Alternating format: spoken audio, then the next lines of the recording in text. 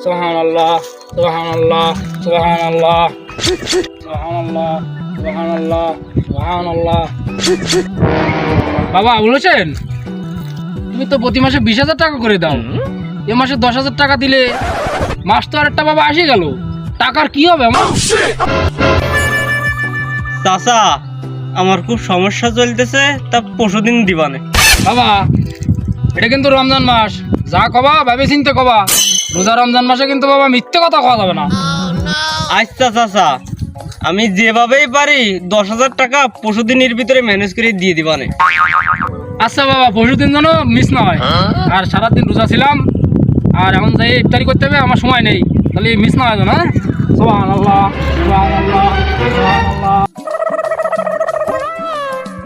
কি রে, চাচা যে খুব ভালো মানুষ, নামাজ কালাম পড়ে, জিকির আজগার করে, রোজা থায়, তা চাচার টাকা নিয়ে তুই ঘুরোচ্ছিস কেন? কিসির টাকা পাবে তোর কাছে? চাচা তো সুদির ব্যবসা করে, চাচার কাছ থেকে 1 লাখ টাকা নিলাম, তাই প্রতি মাসে 20,000 টাকা সুদ দিতে হয়।